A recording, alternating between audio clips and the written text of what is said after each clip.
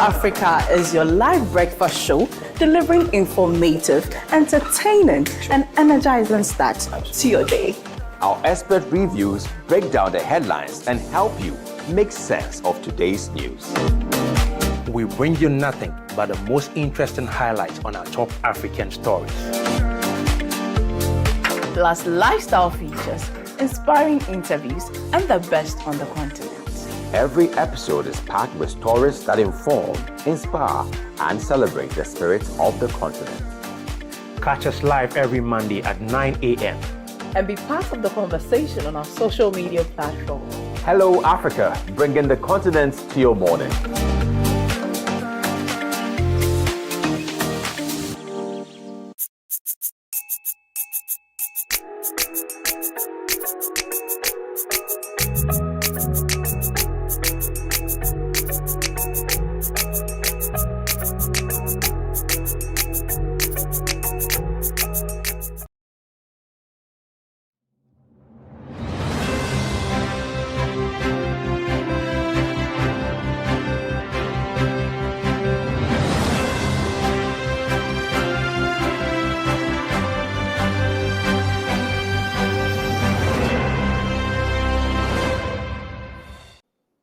Good day, Africa. You're welcome to the Hello Africa Morning Show. My name is Chimai Madala Demtoche, and we are coming to you live from the headquarters of the Association of African Universities. And now to our top African stories for today. Nigeria's health authorities are raising alarm over worsening Lassa fever outbreak affecting at least 18 states as of mid-February 2026. The Nigeria Center for Disease Control reports 326 confirmed cases and 75 deaths, urging state governments to urgently release response funds and strengthen surveillance, infection prevention, and community awareness to contain the virus. The virus spreads through contaminated food and rodents, as well as in the community. Nigeria's Center for Disease Control is calling for stronger state-level intervention as Lassa fever cases continue to rise across the country. The agency reports that at least 18 states have been affected. The disease is most prevalent in Bauchi, Ondo, Taraba, and Edo states. As of February 15, health authorities confirmed 326 cases and 75 deaths, including 3 healthcare workers. Lassa fever is caused by the Lassa virus, which is endemic in parts of West Africa. Cases typically peak during the dry season from November to May. According to the NCDC, poor infection prevention practices and inadequate access to personal protective equipment have contributed to the spread of the virus. Infections have been recorded in outpatient departments and maternity wards. The virus spreads through contact with food or household items contaminated by rats, urine, or feces. It can also be transmitted through direct contact with the bodily fluids of an infected person. The agency further notes that gaps in contact tracing and active case searches are hampering containment efforts. It adds that stigma and misconceptions surrounding the disease are preventing some individuals from seeking early medical care. Health officials are urging state governments to release outbreak response funds to strengthen surveillance, logistics, and public awareness campaigns. Other recommendations include strict compliance with infection prevention protocols, continuous supply of protective equipment, rodent control measures, and safe food storage practices. Lassa fever, first identified in 1969 in the town of Lassa, belongs to the same viral family as the Ebola virus and the Marburg virus. While 80% of cases are asymptomatic, severe infections can lead to internal bleeding, especially when diagnosed late, and there is currently no licensed vaccine for Lassa fever. Moving on, South Africa is moving to secure a voluntary license to manufacture lenacapavir, a long-acting HIV prevention drug developed by Gilead Sciences as efforts intensify to expand access across region. Announced on March 5th in London, the initiative will see the government working with partners, including UNAIDS and the United States Pharmacopoeia, to identify a qualified local manufacturer. If this is approved, the company would become the 7th global license. The medication, lenacapavir, is a twice-yearly injection developed by US-based pharmaceutical company Gilead Sciences. It is considered by many experts to be a major advancement in the global fight against HIV. The South African government is now working with international partners, including UNAIDS and the United States Pharmacopoeia, to identify a domestic drug manufacturer capable of safely, effectively, and affordably producing the injection. Once identified, that company will be recommended to Gilead for consideration under a voluntary licensing agreement. In 2024, Gilead granted 6 voluntary licenses to generic manufacturers in India, Egypt, and Pakistan to supply the drug to 120 low- and middle-income countries, including South Africa. However, the absence of a South African manufacturer drew criticism. Gilead has indicated it is open to adding an additional voluntary license in sub-Saharan Africa, stating that proposals will be reviewed to ensure required quality standards are met before approval.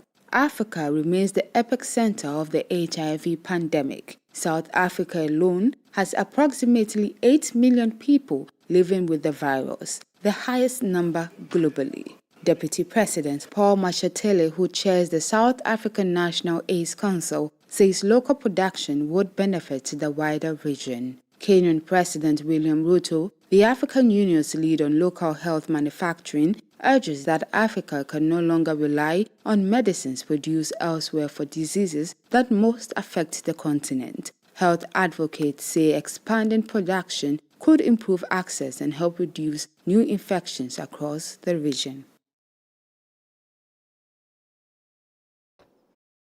So, Ivory Coast, the world top cocoa producer, has reduced price paid to farmers to 1,200 CFA francs per kilo, down nearly 60%.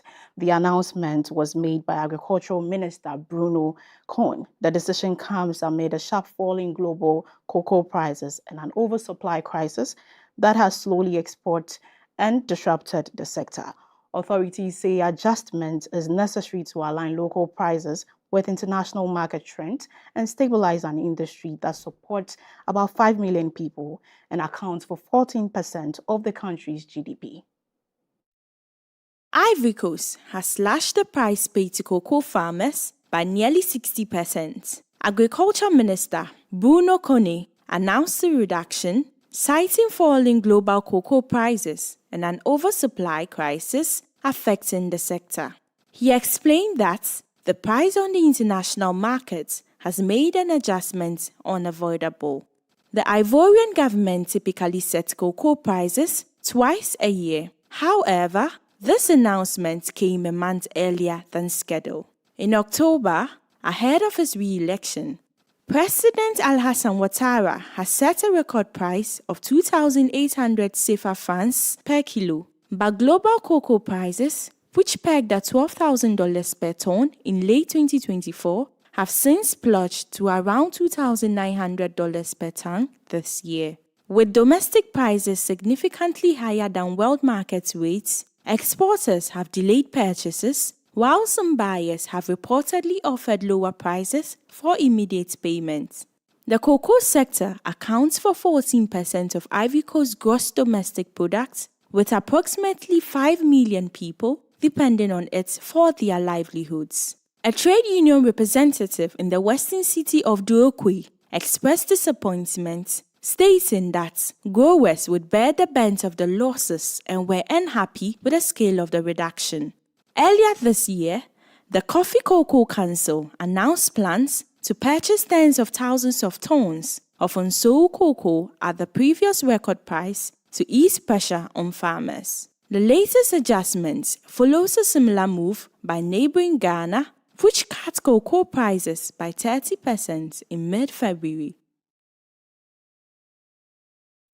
Also, a legal battle has erupted at the Ghana Communication Technology University after Professor Ahinakwa filed a suit on March 1, 2026 at the Accra High Court, challenging the termination of his appointment as Vice-Chancellor.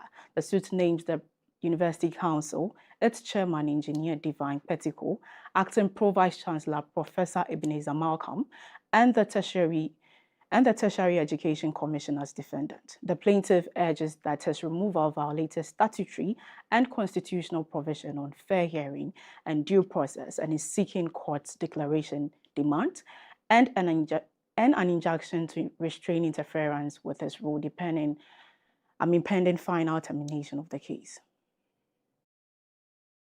A dispute over leadership at the Ghana Communication Technology University has escalated to the courts. Professor Ahinakwa has filed a suit at the Ghana High Court, challenging what he described as the unlawful termination of his appointment as Vice-Chancellor. Court documents show he was first appointed in March 2021. In August 2024, his contract was extended for a further 4-year term, set to run from March 1, 2025 to February 28, 2029.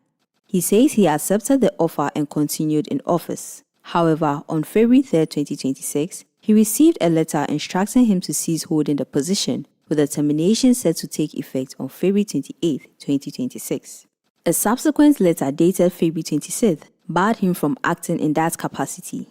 His lawyer urged that he was never notified of any breach of contract and was never invited to a hearing to respond to allegations. The statement of claim indicates that he had not been heard of his defense regarding any alleged breach. The suit contends that the termination violates provision of the Ghana Communication Technology University Act 2020, as well as Article 19, Clause 13 of the 1992 Constitution, both of which guarantee a fair hearing.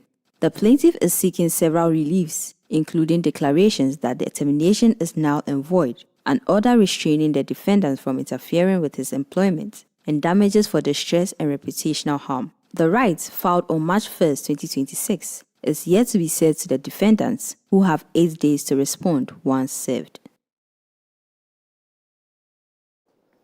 Ghana's inflation rate has fallen to a historic low of 3.3% in February 2026, according to the Bank of Ghana.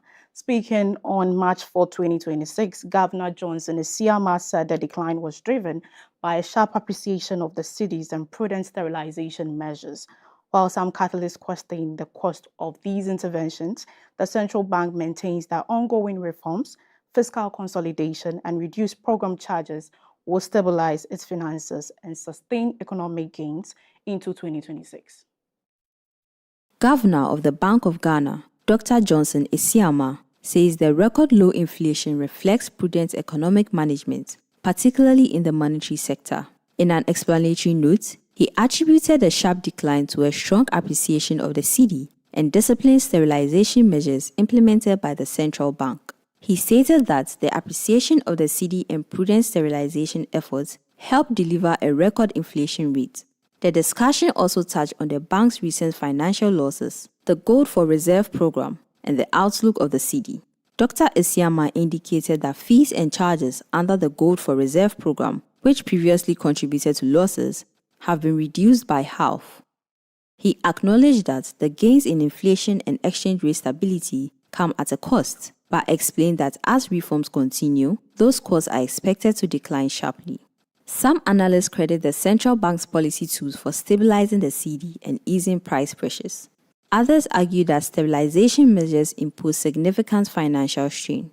However, the governor maintains that the broader economic benefits, including a more than 40% appreciation of the cedi, outweighs the temporary losses. He expressed confidence that similar losses will not be repeated in 2026 as inflation falls and stabilization costs ease further. That is all for the top African stories. My name is Jemima Adela. Up next is News Review. Stay tuned.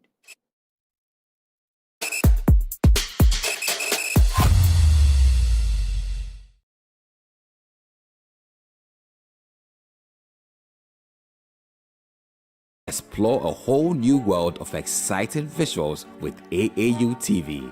Get ready for a mix of interesting talk shows, interviews, discovery documentaries, and news on aautv.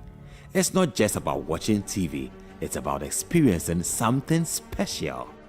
aautv reaches over 25 countries in Africa, bringing you a blend of knowledge and fun. Learn about different cultures as you enjoy the shows. If you have events or want to showcase your business, we've got you covered. Watch aautv free-to-air channel on satellite. Connect with us on Facebook, Instagram, and X, formerly known as Twitter, at aautv. Reach out on call or WhatsApp us at +233 26 629 6601 or +233 20 399 5210. aautv, the voice of higher education in Africa.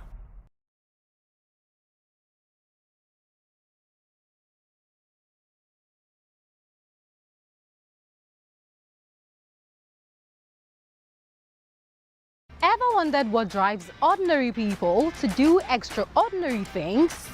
Every week, a new story unfolds. But these aren't just stories. They are the journeys of courage, resilience, and vision. On Impact Stories, we open the door to remarkable personalities and everyday heroes. Experience the passion behind their purpose. Witness the setbacks, the breakthroughs, and the moment that defines a legacy. Journey with us on aautv every Saturday at 4 p.m. as we celebrate those who are making an impact. Tune in to Impact Stories, where real people share real journeys and real impact, each one leaving behind a legacy written in gold. Only on aautv.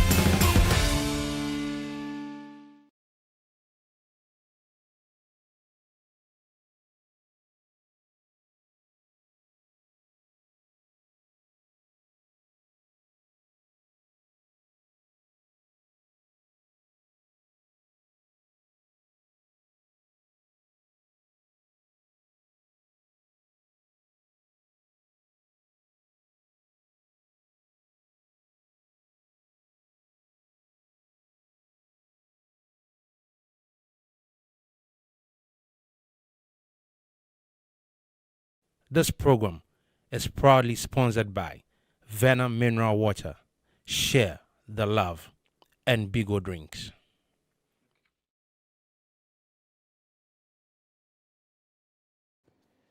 Welcome back from that break, and this is the Hello Africa Morning Show, still live from the headquarters of the Association of African Universities in Accra, Ghana. If you have just joined us, you have just missed the top African news, which was done by my colleague Jemima Deladem-Duche. Hi, how are you doing, Jemima? I'm doing well. How about you? I'm good, thank you. And how was your weekend? It was great. Okay. Honestly, we haven't seen you in a while. I just came back from leave. I thought I'll be better. Did you tell our viewers you're going on? Well, I didn't tell my viewers. They missed you, actually. Last week, somebody was asking of you. Oh, my goodness. My apologies, sincere apologies. But this was a necessary leave. I mean, it was quite impromptu, but it was necessary. Anyway, yesterday was International Women's Day. Absolutely. And Wow. I didn't get to speak to you yesterday, so Yeah. happy No, International you Women's don't. Day to You don't get to speak to me today too. but Because it was yesterday. No, but we are here now. I mean, Yeah. like I said, my weekend and the entirely was crazy. So my apologies, but to every woman I've not spoken to in yesterday, it's still under 24 hours. So, Yeah. Okay, so my sincere apologies, but happy International Women's Day to you. Yeah, yesterday was great. I mean, I saw a whole lot happening on the internet. I saw people posting, women who inspire them, who have been doing great in the society or who are climbing the ladder and are making waves. And I saw some names and I'm like, wow, people actually, women are actually taking stages now. Women are actually getting there, because I saw a comment on Twitter where somebody said that this particular position, I don't really want to go there. This particular position used to be dominated by, just men, but this is the first female actually assuming such position, and I'm like, oh, that's great. And that means women are now being seen and being felt in the society. Okay. So I think that's a good one. And then I don't know what you have for us today. Before anything that I have for you, I like the fact that I feel your motivation from whatever you saw yesterday. Yeah. And I'm beginning to have visions of you doing bigger things. Of course. Watch out. I'm glad that you are motivated. Watch out. Just give me a few years. I'm glad you're motivated, and we'll be watching out for you. And so as part of the International Women's Day celebration, when we come back from this break, we'll be talking to a very influential woman, and I'll introduce her after this break. Stay tuned. My name is Philemon Edwards.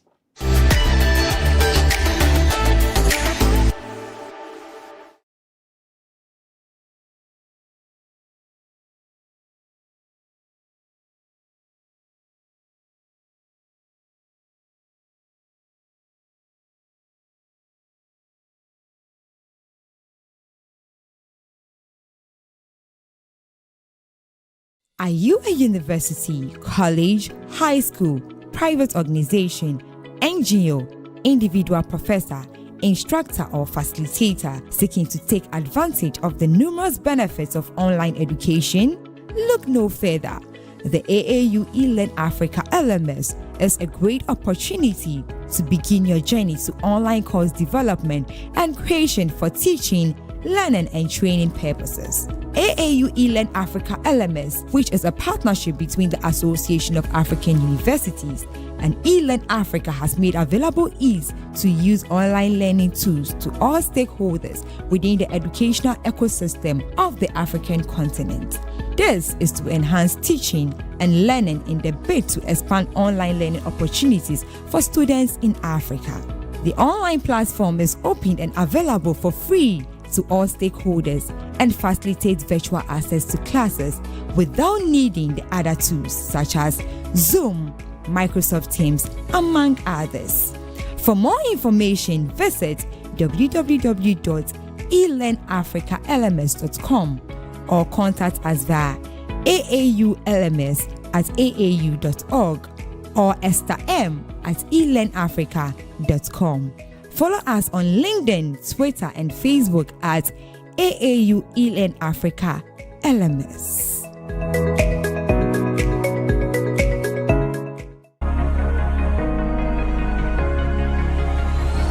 Hello, Africa. Keep watching AAU TV, the voice of higher education in Africa.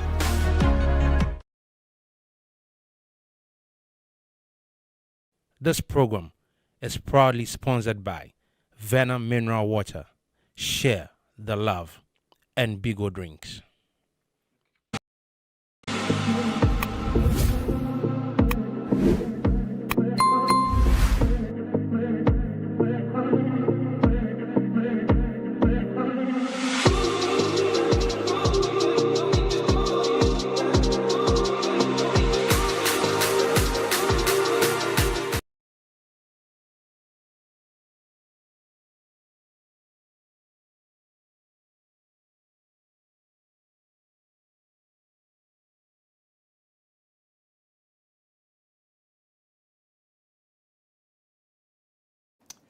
Welcome back from that break, and we are still on the Hello Africa Morning Show, coming to you live from the headquarters of Association of African Universities in Accra, Ghana. In our first story this morning, we are talking about the International Women's Day, which was celebrated worldwide yesterday. So every year on March 8th, the world marks International Women's Day, celebrating the achievements of women while highlighting the work that remains in achieving gender equality.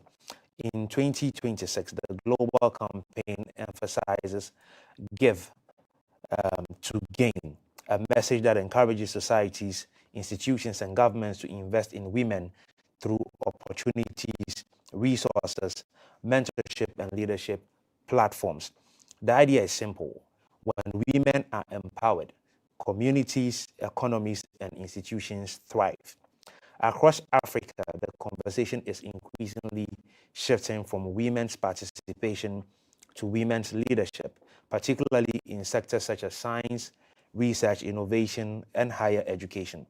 Institutions like the Association of African Universities are playing a role in advancing this agenda through initiatives such as Women in Higher Education, WAREN, a network designed to support mentorship, leadership development, and visibility for women in academia.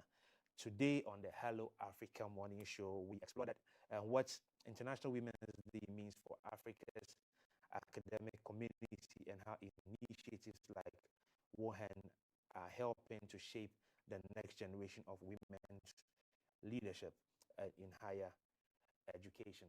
And to do this with me this morning is Dr. Felicia Kwagbeji, Nkrumah Kwagbeji, Head of Communications and Knowledge Management at the AAU.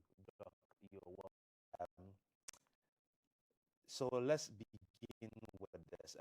As the world marks the International Women's Day, what does this day represent particularly for women in academia across Africa? Okay.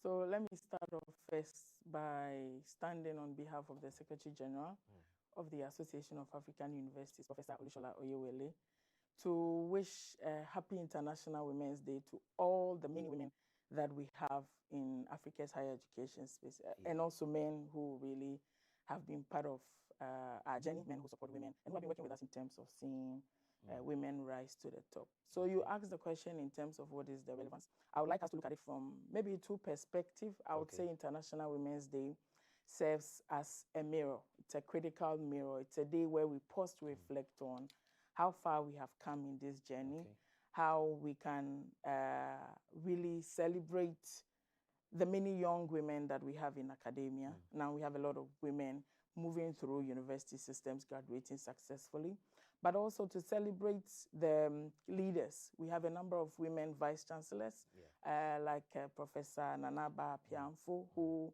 is the vice chancellor of University of Ghana and also serves as AAU's ambassador for social inclusion and gender and equity and things like that. Let me also maybe acknowledge the presence of Professor Pulen Lankabula from University of South Africa. If you go to Zimbabwe, we have Professor Domenica Chirangade, so a number of them. So we pause and celebrate the various milestones that we have achieved.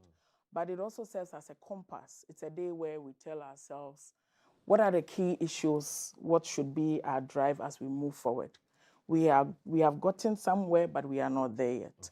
So we reflect, we rally around, we pull together all stakeholders so that together as a community, we can map out the plan in terms of what should the next decade look like? How should the future of higher education as far as women engagement really look like? And then we put in place strategic measures. So it's a strategic day for us to reflect, but also to chart the next steps forward.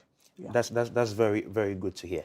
So let's get into this year's theme. The theme for this year says that give to gain, and it more or less brings up that idea that when you invest in women, societies benefit, communities benefit, a lot more people, benefit. Now let's look at how that can translate to the higher education sector. How would people benefit when a woman is invested in the space of higher education? Okay, so first of all, let's acknowledge that it's not just a slogan, but it's evidence-based. Several research have been undertaken widely to confirm that really whatever investment you put in a woman doesn't only end with her. So it's not about you sponsoring a young lady to finish her master's or to finish her PhD, but we are more interested in the multiplier effect. And there's no space that happens more than higher education. Higher education is really responsible for producing the human resource that transforms societies. So the doctors, the engineers, the policy makers are all produced by higher education. So higher education really plays a very critical role. If you invest in a woman and she's a woman professor in STEM, I mean, she being in the laboratory wearing her white coats and putting together various, chemical equations, she's doing her research work all right. But to the young lady who is with her in that lab, she's seeing a real role model, something that we have been told in society, we, as per our background as we're growing up, we've sort of been unconsciously sagged to think that STEM is a hard area. Courses like science, technology, engineering, mathematics are something that women find difficult. But there she is seeing a woman professor. So we are benefiting from the aspect of role models. Again, investing in a woman who eventually becomes a vice chancellor might have experienced various things as she rose up. So she would be deliberate about putting in place key strategies to ensure that the institution is shaped in a way which is favorable to the young woman who is rising up. So there are various multiplier effects, and I think we need to look at it from that way and should be encouraged to, motivate women and to invest in women so we can advance together as a society. Great. So let's make this picture a bit broader in terms of Africa.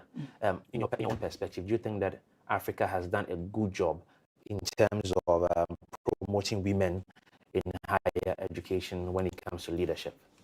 I think that we've made some progress, and it's important we acknowledge the progress. Sure. In years past, I'm sure the number of women VCs that we would have had, or the number of women, occupying various leadership positions were very little. So we are getting somewhere, but there's still a lot of room.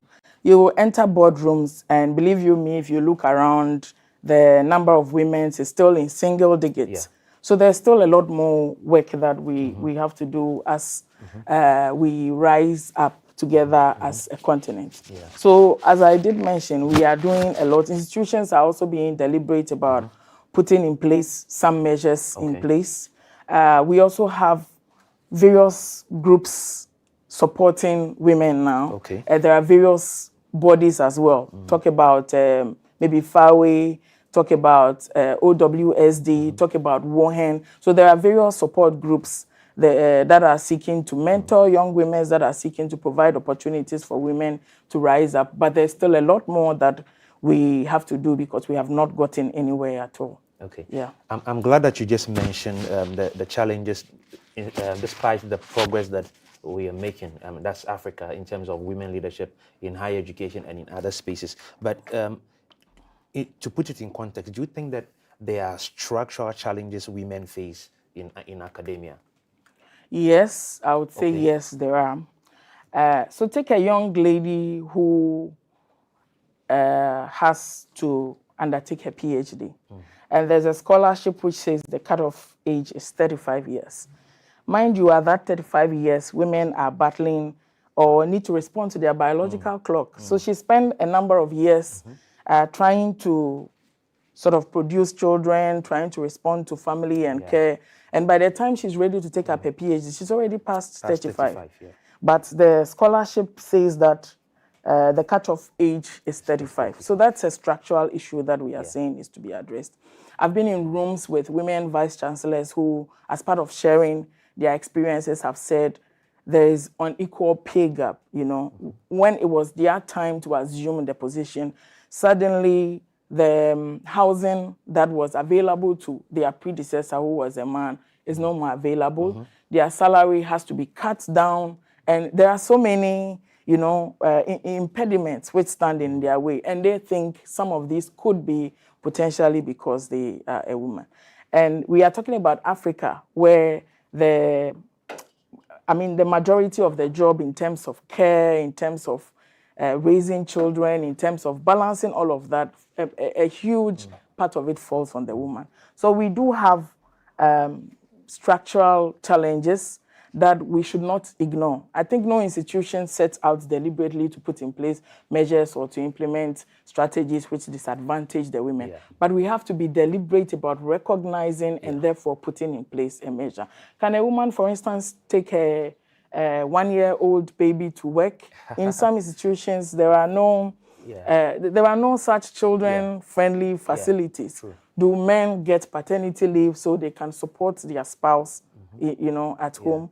Can a woman who is on maternity leave really be on the leave without still expecting to publish, to research and all of that. Because at the end of the day, when we are doing assessment, we are asking how many papers were you able to publish, irrespective of the fact that she was heavily pregnant during the period and was not so active, irrespective of the fact that she was away on maternity leave. So which means she's supposed to still be able to undertake her research, publish and all of that without necessarily looking at all of. So we really do have systemic challenges.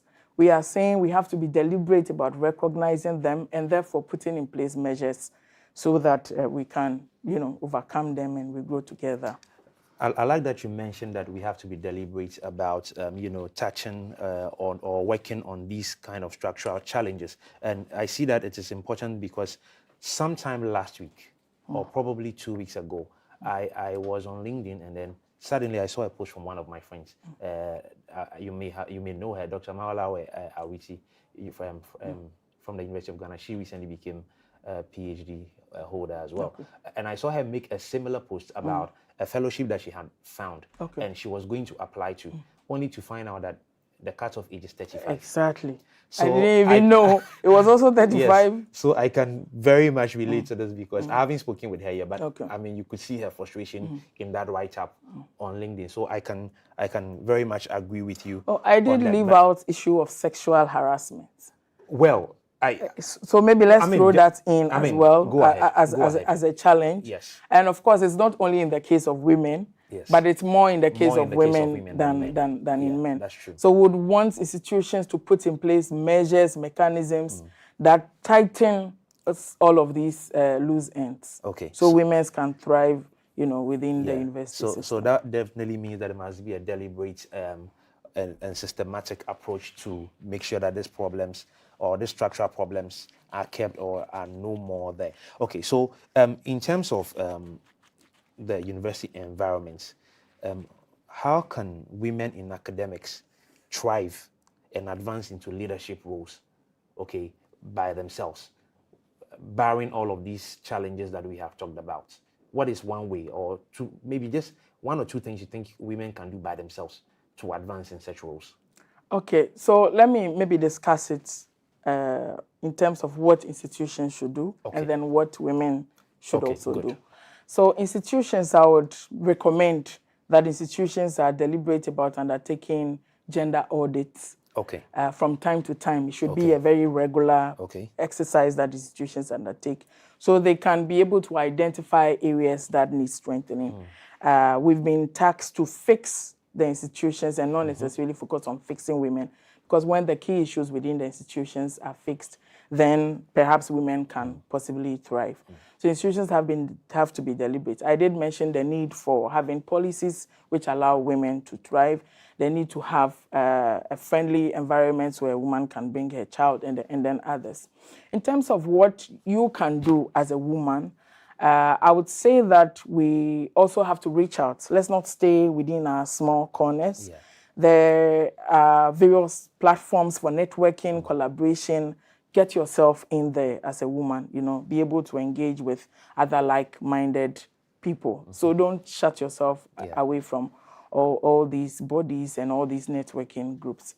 As a woman as well, I would say that we have to be confident. We need to think that we have a role to play. Our voices matter, our thoughts matter. Africa really needs you.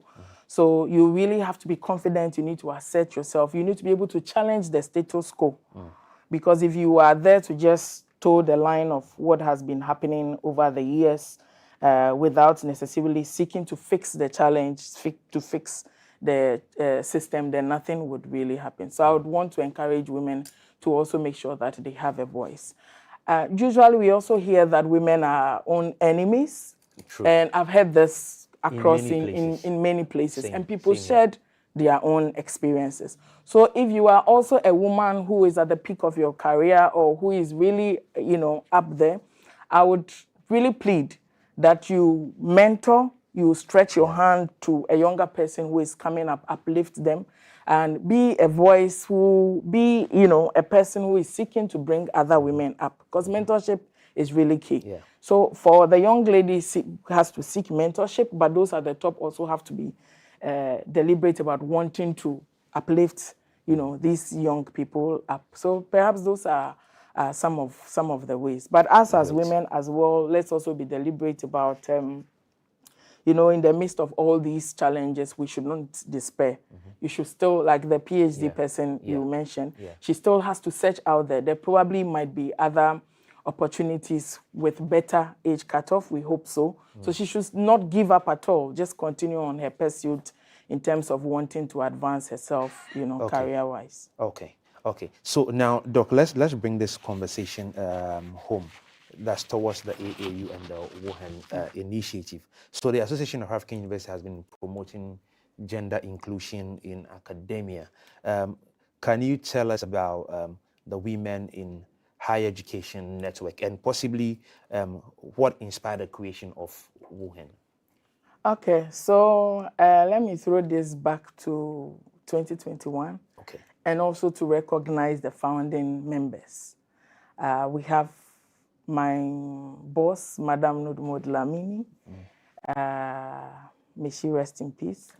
We also have women like Madame Sheila Nabuama. She comes from industry. We have Professor Elizabeth Mamifio. We have myself, Dr. Beatrice Njenga.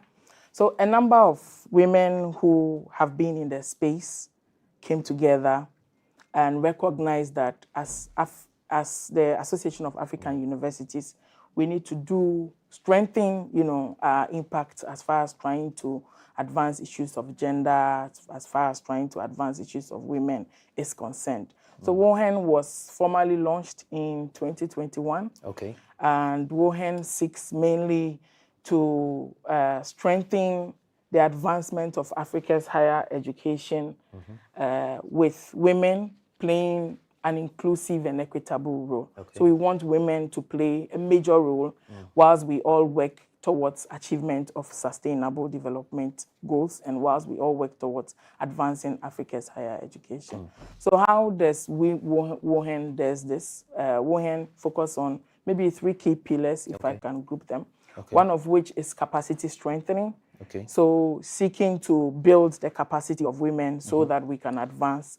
And along that, even as the AAU, we have a collaboration with our North Africa regional office, Europe regional office, ERO, hosted by University of Nottingham, and then also Ho Technical University, where we bring women together to take them through how they can better write to publish. Because in academia, you should be able to publish to be able to advance. So we are putting in place those capacity building measures.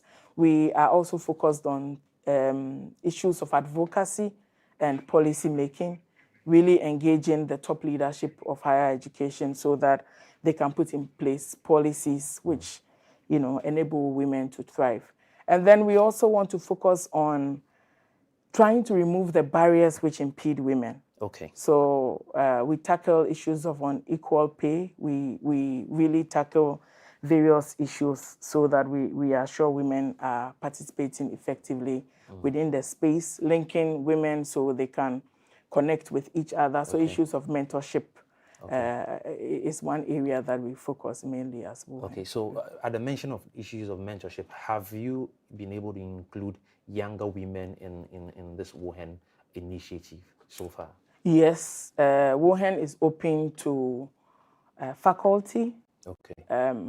It's also open to administrators within the university community. We also have students who are invited to join. And then women who work in places like Ministry of Education, in various research communities that are not typically in a university environment, but they are stakeholders of higher education or they are working for higher education. They are also invited to join the network. Okay. Yeah. All right. So given the timeline you stated from 2021 to 2026, do you have any success stories or of impact so far with the initiative? Yes, there's a lot that we can... I mean, you can share about you with us. Myself?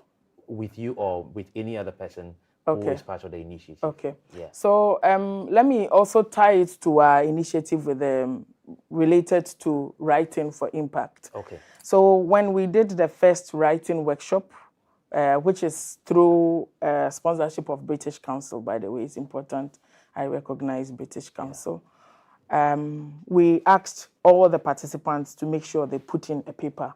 Okay. So that we work with the publishers and, various team members to ensure that their papers are published. And I can tell you that there was a special issue which featured a number of these publications. So that's a good, an immediate impact, because each of these participants now have at least a single paper to add to whatever papers they had. And then on the sidelines of the general conference, which the AAU hosted in Morocco, we had a side event focused on bringing women together. And I was just so proud looking at the caliber of women and men who were in the room. We had very strong men, backing the initiative up. And we discussed these. These were all top vice chancellors, some of them registrars, some of them.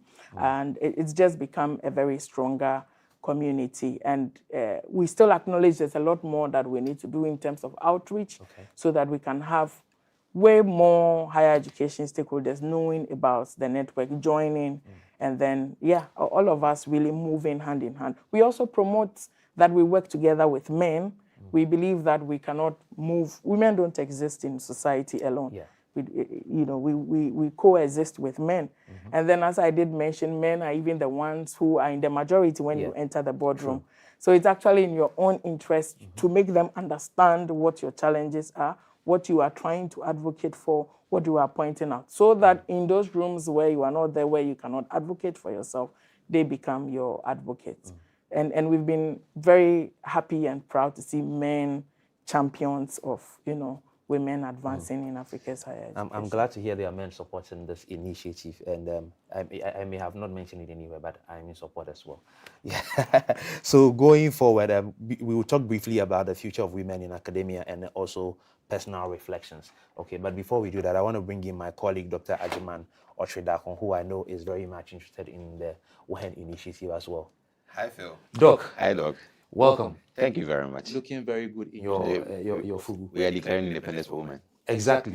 Please come this way, if you will, and so you can be close to Dr. Felicia. Thank you. And well done. Well done. Good to see you. Thank you very much. I believe you are coming to add up to the discussion. Yes. In fact, if possibly, I could be the first male member on WAREN. Wonderful. I would love to be. Yes, I would love to be. I actually appreciate everything you said. The theme, Give to Gain, is telling how women can give a lot to sustain our world today. Women in higher education a lot has great strides. And the journey you began with these gallant women has bore so much fruit that today there isn't much to be said. Your point on sustainability, building and nurturing young early career researchers as well, also helps to also testify of your goodness. My question is there any way? It shouldn't be a question. It should be a contribution. My contribution. It should be a contribution. Is that how possible can men effectively and efficiently help women to also reach and achieve these goals? How possible can we help you? Okay.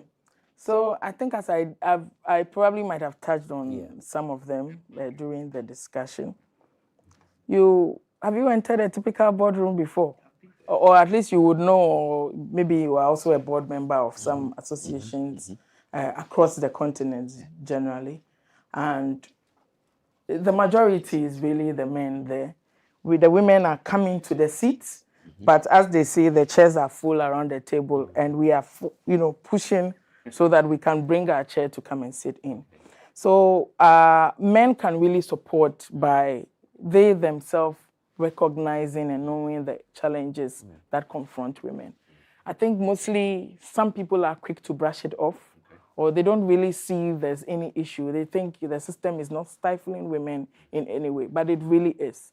So that is why, putting on a critical lens so you can recognize this and then be deliberate about then putting in place policies, putting in place measures so that the young woman can thrive. So that the woman who is even at the top, because those at the top are equally faced with challenges, they do discuss the challenges that they also face.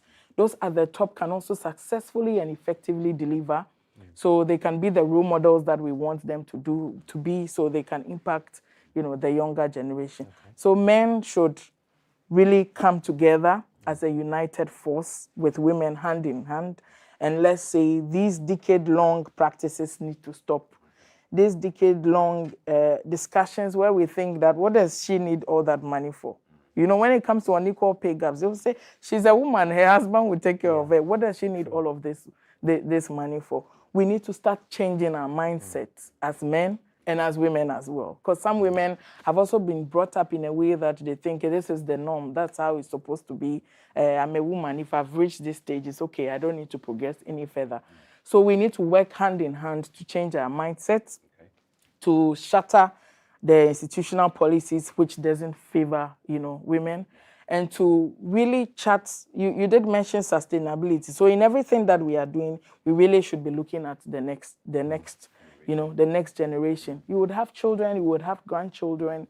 They would be men, they would be women. Would you be happy if they are faced with these situations? Yeah. So we need to look at it, long term as well. Yeah. Absolutely. Great. Absolutely. Okay. All right. So in closing, as a woman, this is a personal question, in leadership or in leadership role within the continental space of Africa, what has your journey been like? So I would say that I have been blessed along the line. I have a very wonderful boss, which is the Secretary General of the Association of African Universities, who himself is a champion. I saw his message, to all women in African higher education on International Women's Day, which was just yesterday. So he believes in women empowerment. He's only looking for who can do the job, who can deliver, and he doesn't look at it through the lens of whether it's a male or a female. It's about getting the job done. So I have been privileged to work in such an environment. I would also like to say that previously when people used to say that the women at the top, don't bring their colleague women up, it used to sound strange to me. Why? Because I had a boss, Madame Modlamini, who would say that, I would support you to do this PhD. I want to see you do it to conclusion. It wasn't easy, having to balance work and still going through the program and still raising a family, of 3 young children at the same time. But she was there to support, to provide the room and the environment for me to grow. So I have been, very blessed to have such people along with me. But also, I would say that there are some challenges, but you also, as a person, need to know how to navigate any of these challenges. As a person, you should not give up so easily. If you believe this is the course and this is right and this is what has to be done, you go along with it. Ignore any comments, any naysayers, whatever it is. Just keep your eyes fixed on the goal. And I believe that with excellence, with right support systems, with a good collaborative environment, and you looking up to other role models that you can equally see who have made it to the top, you really should be able to overcome whatever challenges and issues you may be confronted with. Yeah. Thank you very much, Dr. Felicia Nkrumah, for having shared your experience with WAREN and then also other initiatives regarding the International Women's Day. Thank you for your time. It's been my pleasure. We'll be glad to have you another day to continue this conversation. It's just that we have run out of time, so we'll have to move on. Sure.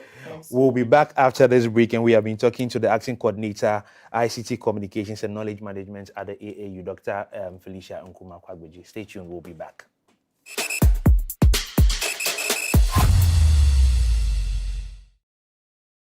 Ever wondered what drives ordinary people to do extraordinary things? Every week, a new story unfolds. But these aren't just stories. They are the journeys of courage, resilience, and vision. On Impact Stories, we open the door to remarkable personalities and everyday heroes. Experience the passion behind their purpose. Witness the setbacks, the breakthroughs, and the moment that defines a legacy. Journey with us on aautv every Saturday at 4 p.m. as we celebrate those who are making an impact. Tune in to Impact Stories, where real people share real journeys and real impact, each one leaving behind a legacy written in gold, only on AAUTV.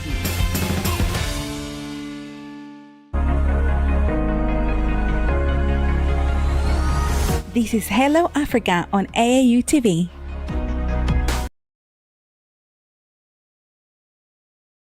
This program is proudly sponsored by Venom Mineral Water, Share the Love, and Bigo Drinks.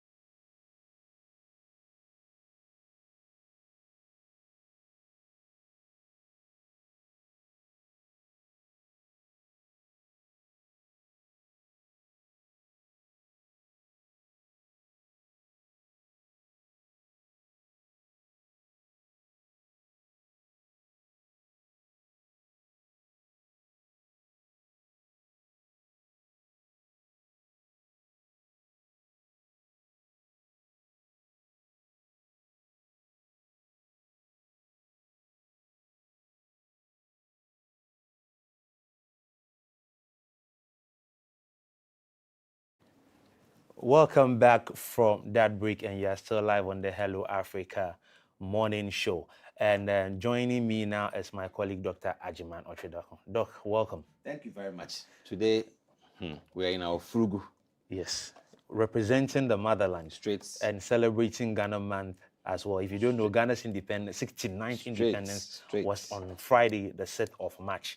And so as part of the Ghana Month celebration, we are gladly representing our heritage and celebrating Ghana. And we promised you a few weeks ago that we were going to be coming here.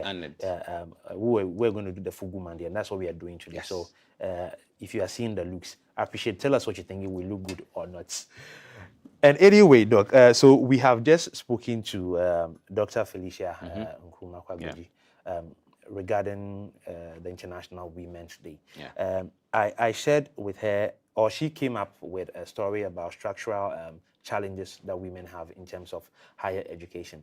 And she talked about the natural life of a woman, where she has to give birth, she has to take care of family and do all of these things. Sometimes when these things happen with them, they take a break from the regular life, okay, because they need to take care of these other things which are equally important. Yeah. Whilst they are doing these things, by the time they return, time has elapsed 2, 3, 4, 5 years, and then the academic clock has either caught up with them or has given them a limit. I saw that a few weeks ago when one of my friends, Dr. Maolawe Awiti, posted on LinkedIn that she found a fellowship she could have signed up for, but only for her to realize that the cutoff age is 35 years. These are challenges. What do you think? I mean, Dr. Felicia mentioned, but for us as men, what do you think can be done in this regard? Especially based on what Dr. Nkrumah said, that we can work around to make sure that these structural challenges are not affecting women any longer in the system. Precisely, Phil. I think that men in general ought to be very appreciative and to recognize the basic issues that women have had to grapple with. For us to appreciate that in the whole life cycle, it is only the woman that has to undergo childbearing in terms of bearing the child in the stomach for 9 months. And this also obstructs working time or days at work. We understand that women are the ones who also go through some reproductive changes other than men do. So if we appreciate all of these the different situational cases between the woman's growth and cycle, it then behoves that agency that we prioritize women when it comes to certain situations, when it comes to work progression, when it comes to work conditions, when it comes to work balance and home issues. We don't have to be told, or we don't have to react to circumstances. We have to rather be proactive to these cases and ensure that women, wherever they find themselves, whether career women, women in higher education, women in whatever sphere hierarchy of discipline they find themselves in, they would be given that kind of support and affirmation, the affirmative action, all these is coming to play because we understand how their whole ecology and whole ecosystem is like. Thank you for also adding to the voice. So to the people that matter, let's do well, or let's do better to give our women better opportunities. We know that we are doing well. We are trying to make sure in the world there's the gender equality across every facet of life. But I mean, we can do better. So to the people that matter, let's do better, and then let's make sure that women have the attention and time that they deserve to do the things that they have to do. And before we go to our next story, I just read a comment coming from Eva Autry regarding the women, and she says, young girls must know that there's no limit to what they can attain if they put their minds to it. Thank you, Eva, for that message. You can also send your messages across to our platform, and then we'll gladly read them. So in our next story, and this is regarding Ghana's independence. So Ghana's Independence Day marks the historic moment in 1957 when the country became the first sub-Saharan African nation to gain independence from colonial rule. Each year, the occasion provides an opportunity for Ghanaians to reflect on the nation's achievements, challenges, and aspirations for a future built on unity, resilience, and development.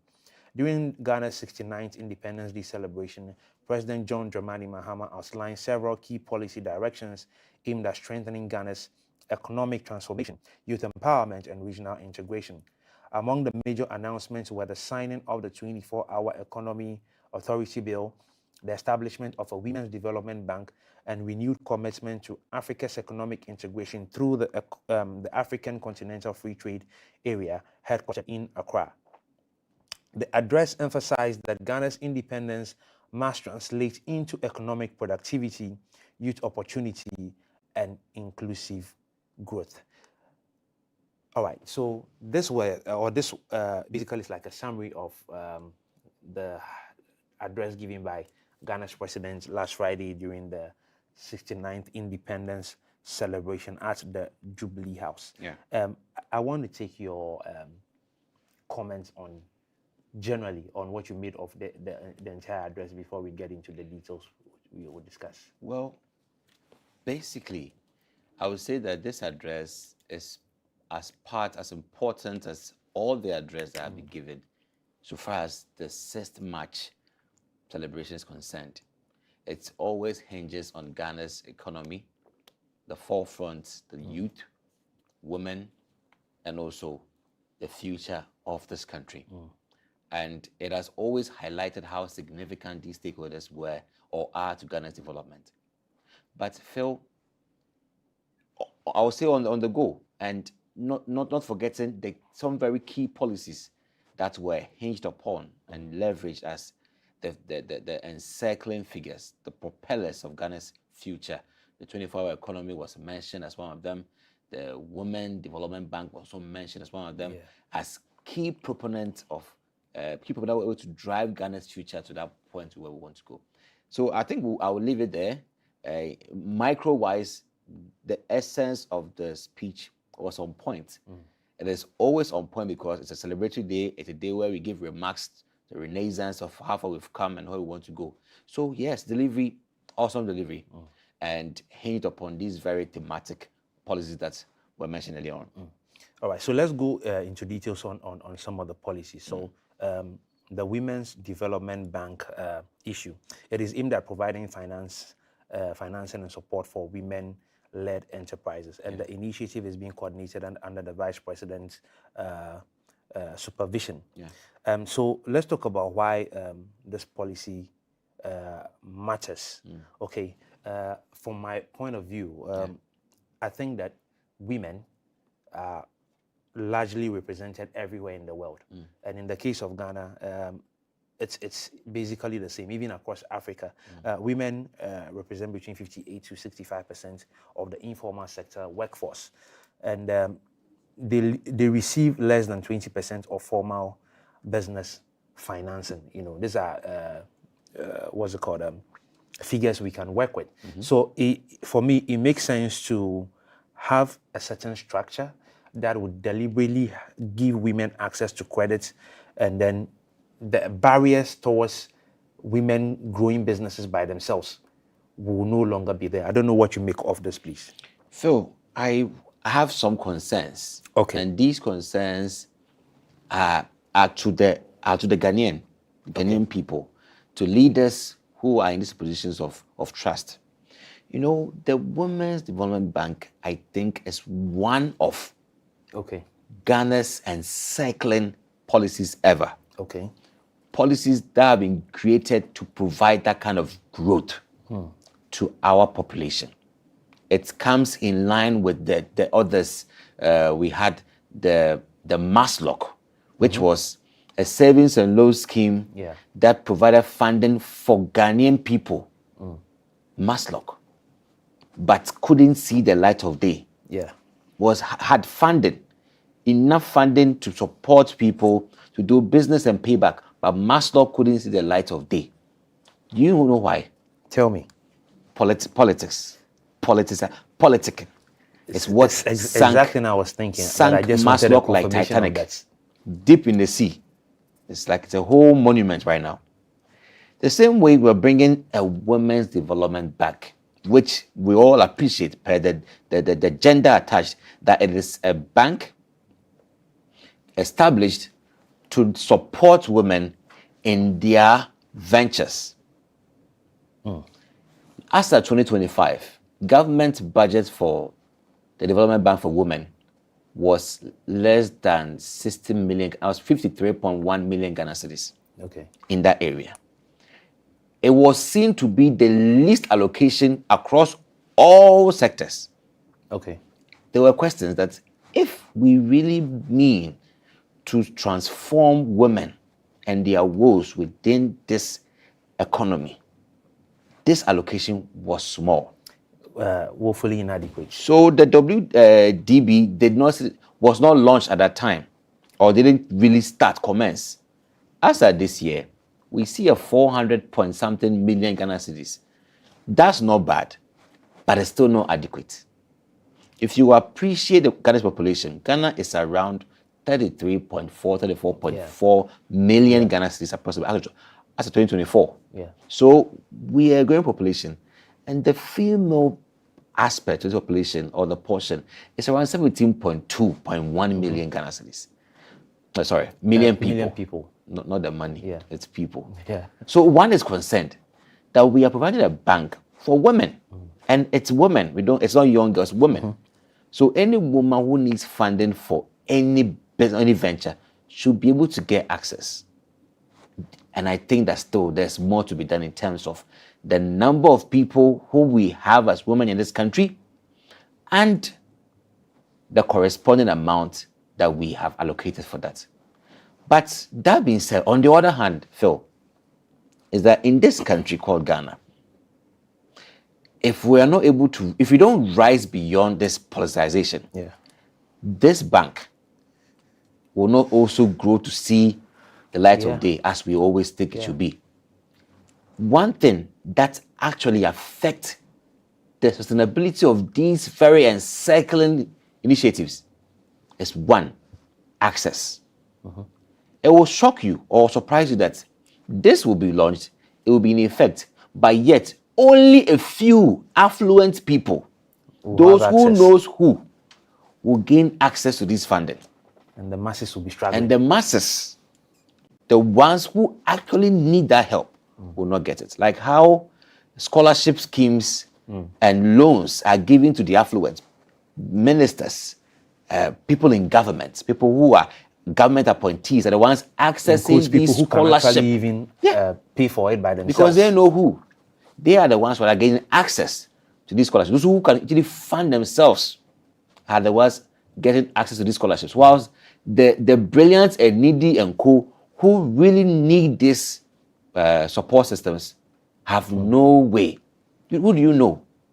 So if that is going to be the same narrative this time, WDB, wonderful initiative, but will not get to the ordinary Ghanaian woman who is in the market, in the informal sector, who needs that kind of loan or support to propel their business or expand their business. again, is the rich, and they are connected. What kind of woman are we looking at? Population, I mentioned earlier. The gravity. At the end of the day, which kind of woman or which category of women do we want to say, I got support from this funding and has changed me? I didn't have to bear a card to a party. I didn't have to know anybody in government to be able to access this funding. These are very important concerns that we have experienced for decades. And so we know what we're talking about right now if we're saying that if this bank will succeed, it has to be neutral, it has to be national driven. One of my major concerns that you have slightly touched on is access and the kind of people who will be able to will be given the opportunity to take something or have some money from this bank. Is the criteria and the kind of women. Yes. My challenge plainly or I mean most importantly is that are these women going to be left on their own to manage the resources that will be given to them to do their businesses, or somebody is going to be probably allocated to them to help supervise what they are doing so that the money doesn't go down the drain? Because when it comes to loans in this country, we do know that there's so many bad loans in the banking sector. So for me, if this money is coming from the government, you see, there's a very funny notion a lot of people have when it comes to Africa and things that are coming from the government. Everybody just says that it is our money, it is our government. So they'll probably use it anyhow they want without thinking about how to account for it. But here's the case, we are talking about access and how people can access funding to be able to grow their businesses, which at the end of the day will affect the economic situation of the country positively. So if these people are going to be given these kind of resources, what I would be interested in knowing at the operational level is the criteria that's going to be used, number one. Yes. And the kind of people. I mean, I do know that the affluent people may, I mean, arguably in quotes, may have more access than the masses. But when we come down to the masses, how will this thing be managed? How will they be controlled? Because all over across Africa, Nigeria has an example. The Bank of Industry runs women's enterprise funds. India also has a similar thing, the Mahila Bank. Kenya has a similar thing, Women Enterprise Fund. Okay, so we see evidence of these things all around. So it means it's working in other places. For it to work here, we have just talked about some of the problems.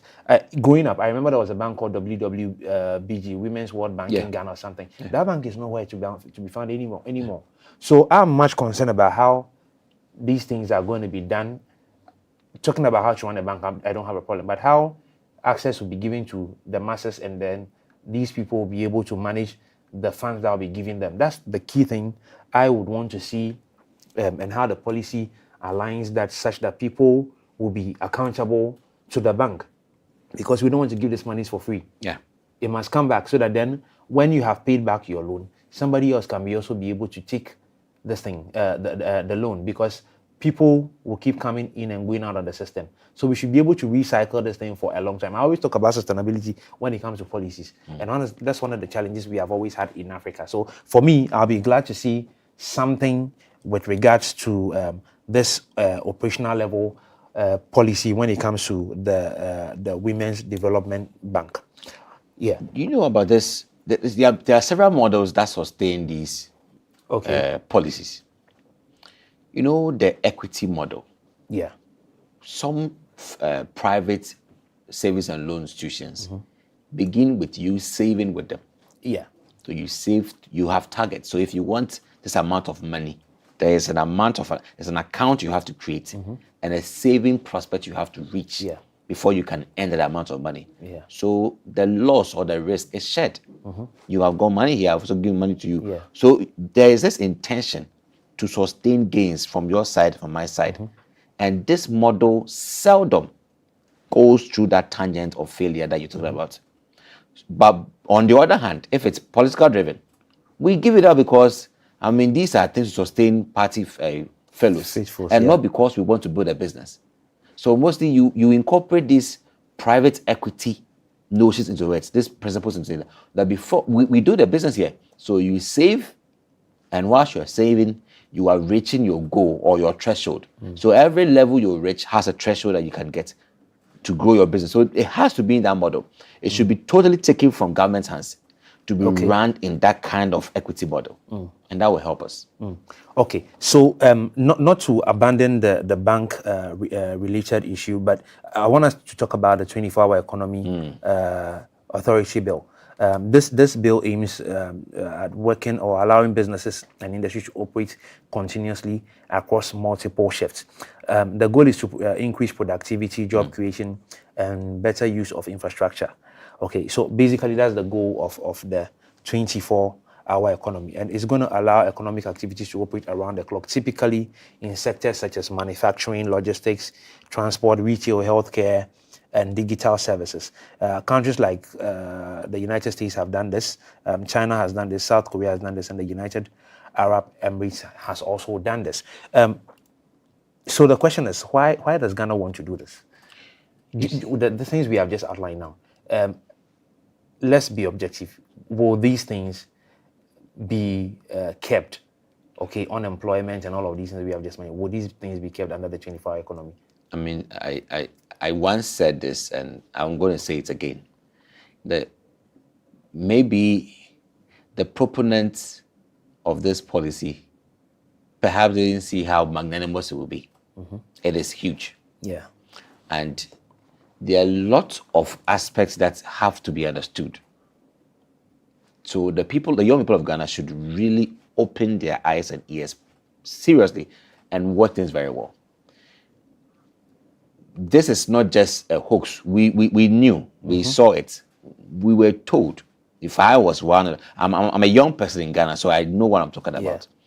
What we were told is that every job in this country will have 3 shifts. Yeah. Right? So if you are Deputy Bank of Ghana, there will be 3 of us. Secretary, 3 of us.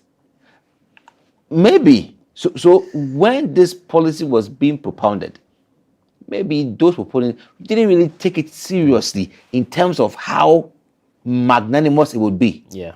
Because today young people are holding their certificates, waiting to be allowed to play the role of the marketing manager at SIC in three shifts. So they want to come. I'm coming to take my shift. I will just get up and go say, Madam, get up. I'm coming to do my shift. I'm from 3 to 4. I'm here to do my shift. That's what I was told. The caliber of jobs that I was told that I will be doing a white collar job. Okay. But if you look at this accelerated exports 24-hour quotation, what we are seeing here is a labor kind of job. Okay. Yes, labor intensive. Okay. For exports, not the other way around. So where are we? Is this what we were told? Come on, youth of Ghana. If you think I'm wrong, come and express yourself.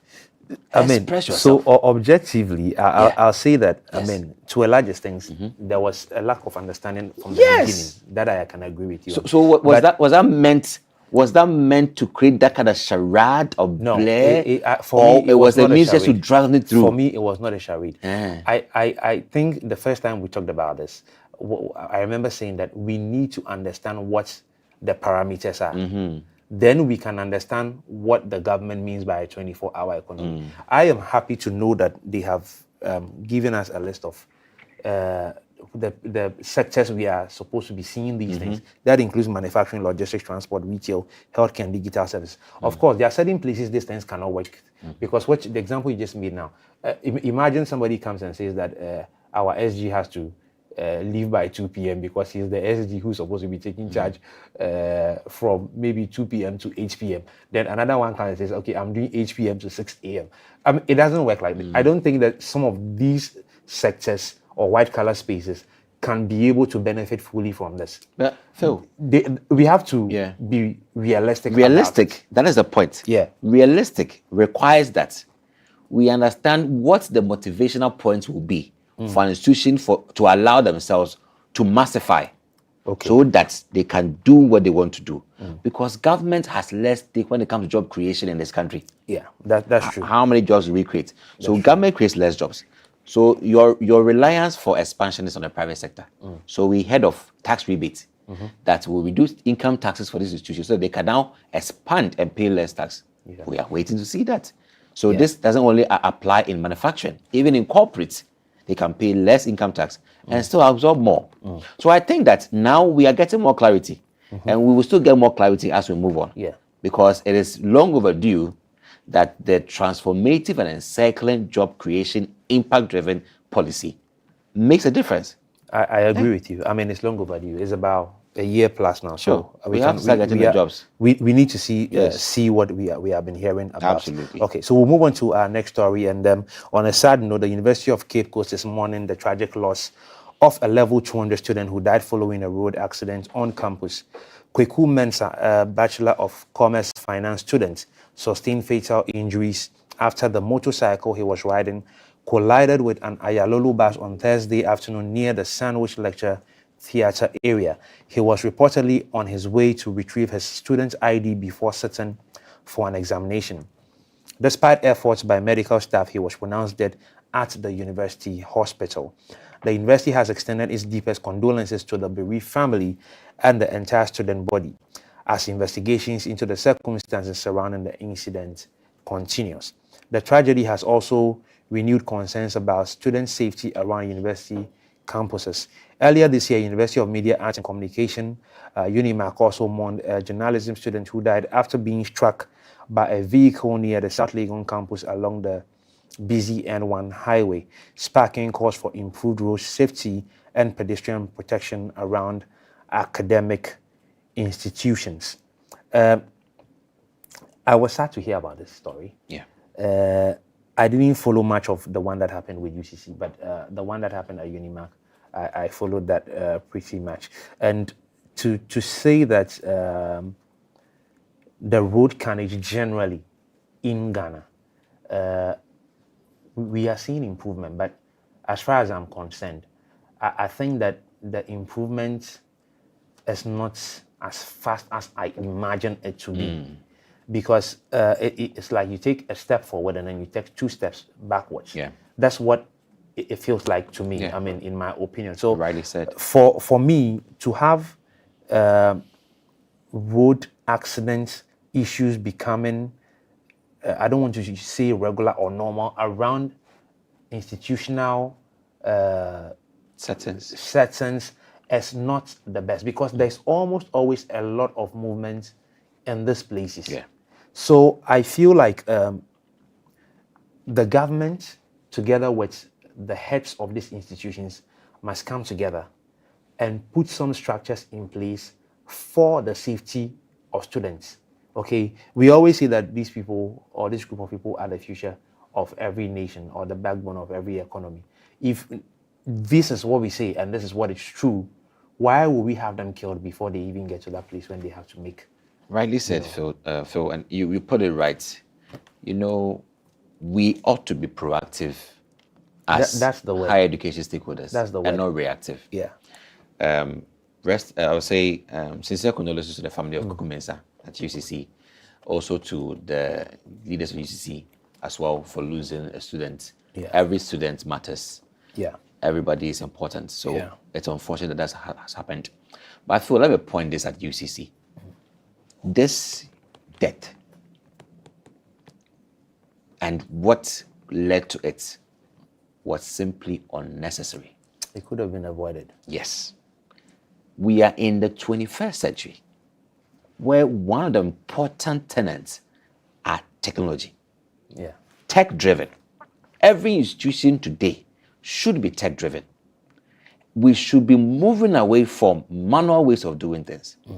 COVID-19, at least, taught us some lessons that if by now you still do classes and you still have a lot of your classes happening physically, find a way to vary it. Intentional, deliberate variation.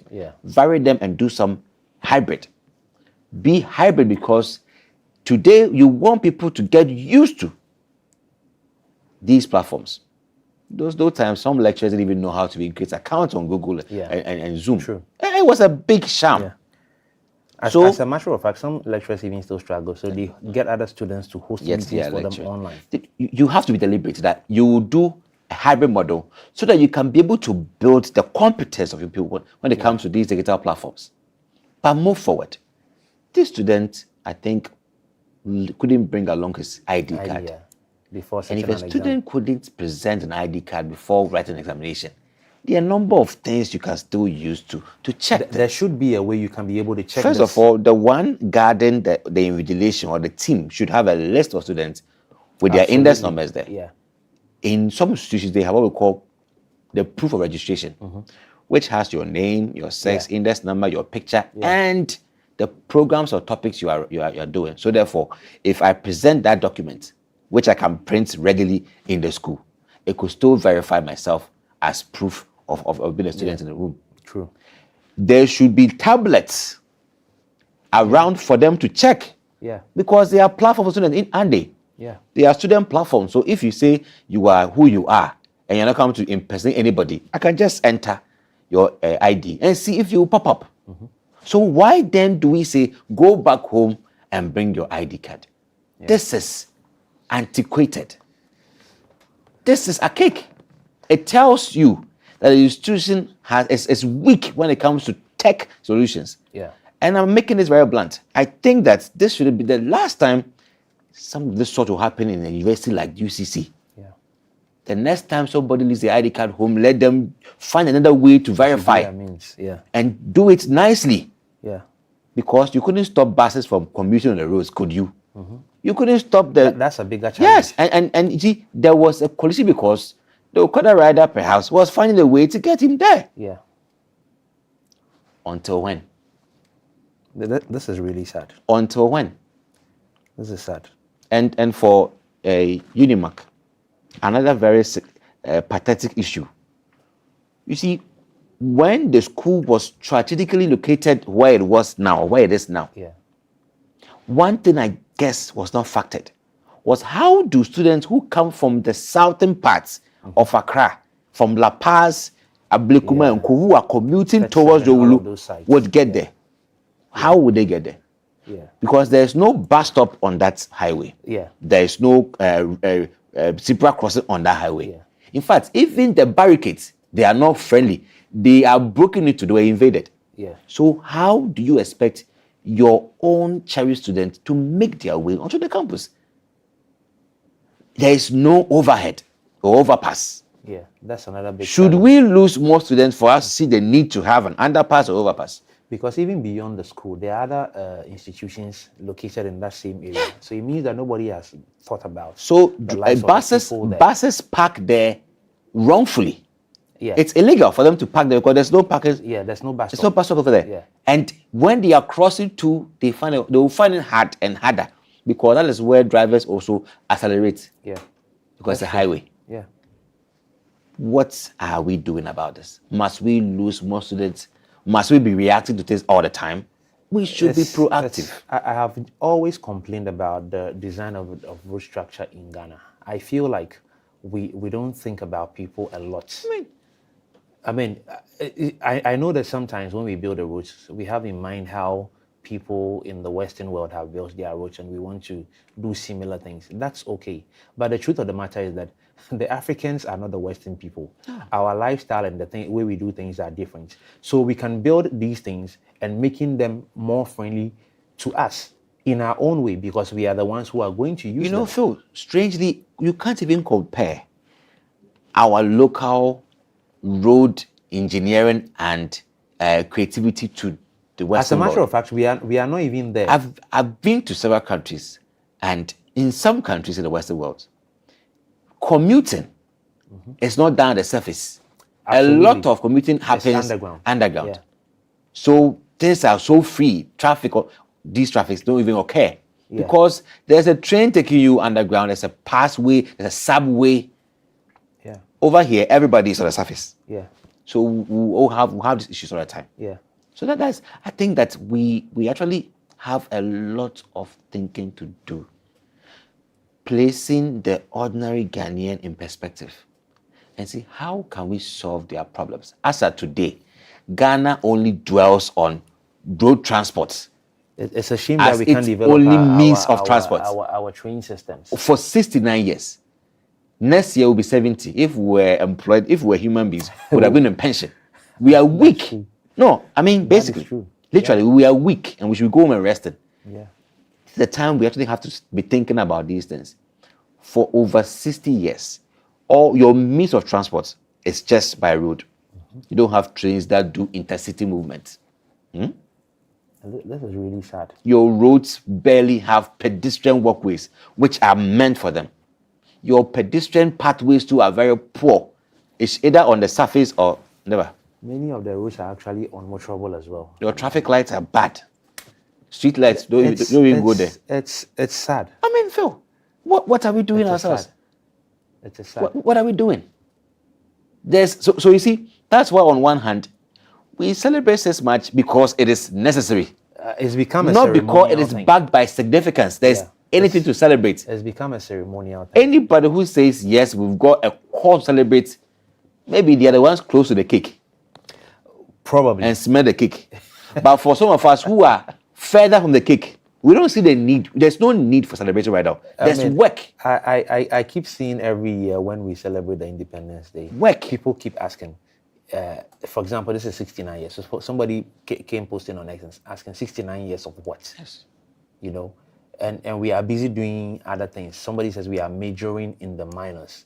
That's what we are doing as a continent and as different countries in the continent. And it is a shame because next year will be 70 years. 70 years. Basic infrastructure is still a problem in Ghana. 70-year-old country. 70-year-old country. And your employment sector, employment is bad. It's young people are still at home doing nothing. It's wrong. 70 years old. As the leadership of the country or the continent, I think that all the leaders in the continent owe it to the people, because Africa has a promising group of people. Okay, in terms of numbers, we have the youngest population in the whole of the world. So if we want to keep treating our people like this, our people will never have hope in Africa. Phil, 70-year-old country. It's and sad. We still do politicking with lots of hoax. Now, today, the last time I checked, Russia-Ukraine war was not enough to affect Ghana's fiscal policy and economy. Today, we are supposed to brace up for an emerging Iranian-American war, which, I mean, and who should take that into perspective? Who will? Who will? As for that one, you see the issue. 70-year-old country. This is when we are intensifying this cat and mouse, Tom and Jerry kind of politics. This we are not serious. We degenerate into we are something not serious else in this country. On a whole, beyond these things, we can't allow the death of people to instigate when we are ready to come up with policies. No, we have to be proactive. We have to be proactive as a country. So, our condolences to the families who have lost their children as a result of this accident. And we pray and hope that these things will not occur anymore. But most importantly, the governments, the Ministry of Education, and the heads of these institutions, please come together, sit at the table. Whatever you want to do it, and make sure that the lives of the students on your campuses are safe. And the physical access, absolutely physical access to universities also ought to be looked at. Yes. How do students manage to get way to universities? Yes. University of Ghana has got enough pathways which are friendly. Look at what's up here. Just right between UPSA, they have the first second gate. Yeah. They have this overpass. Yes. That helps them to get there. Yeah.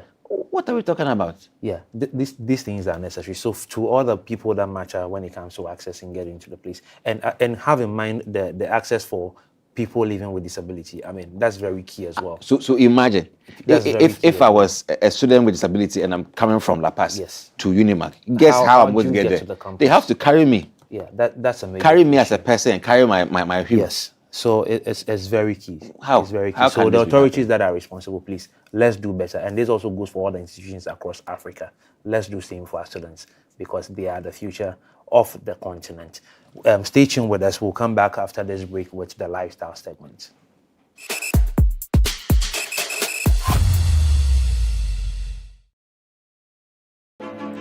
Explore a whole new world of exciting visuals with AAU TV. Get ready for a mix of interesting talk shows, interviews, discovery documentaries, and news on AAU TV. It's not just about watching TV, it's about experiencing something special. AAU TV reaches over 25 countries in Africa, bringing you a blend of knowledge and fun. Learn about different cultures as you enjoy the shows. If you have events or want to showcase your business, we've got you covered. Watch AAU TV free-to-air channel on satellite.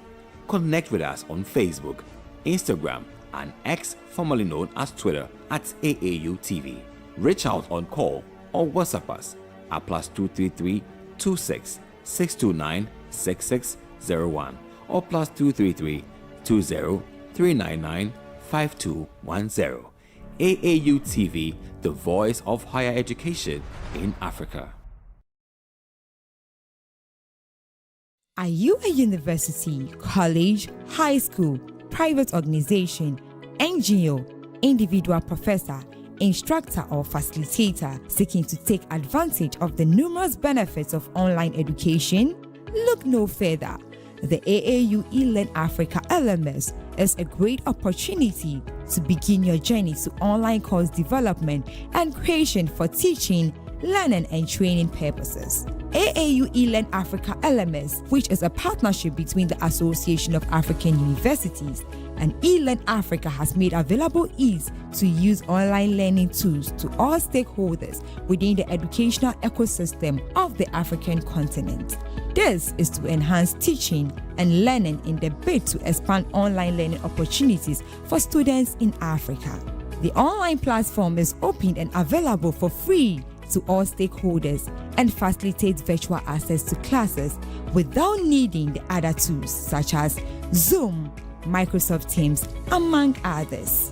For more information, visit www.elearnafricalms.com or contact us via aaulms@aau.org or estherm@elearnafrica.com.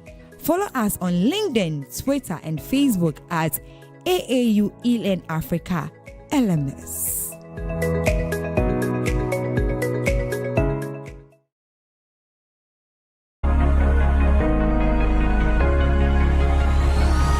Hello, Africa.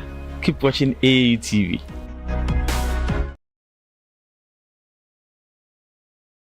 This program is proudly sponsored by Venom Mineral Water, Share the Love, and Bigo Drinks.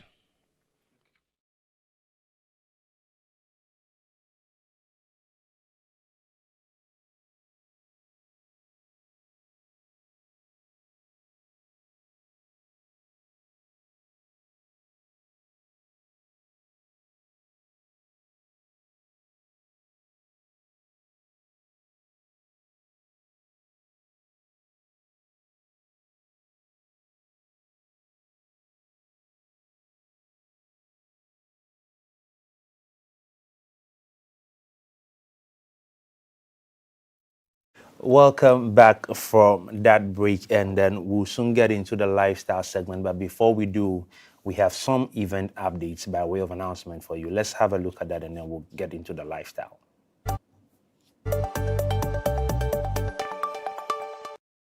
The WAREN 2026 conference represents a key upcoming event focused on advancing research ethics in West Africa.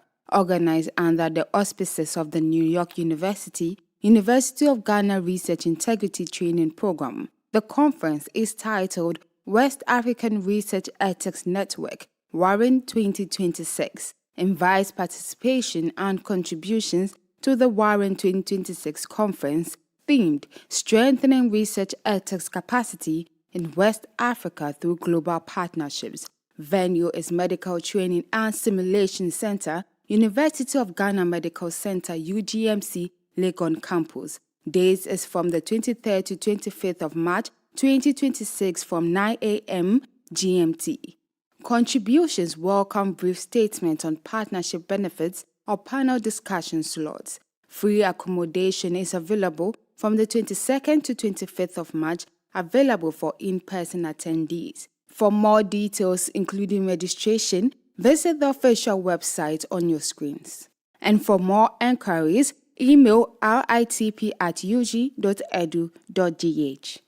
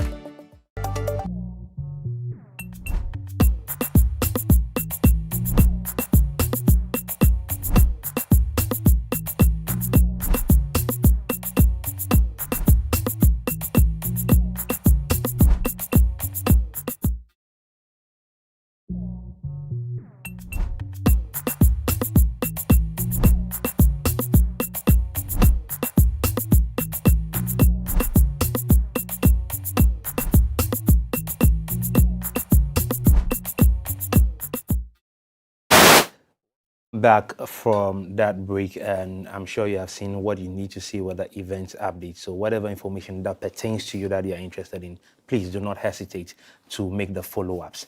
Now we are going to go straight into the lifestyle segment. Jemima, what do you have for us today? Well, let me say I'm back again. And as we all know, I think we started a conversation on the International Women's Day, and I'm here too.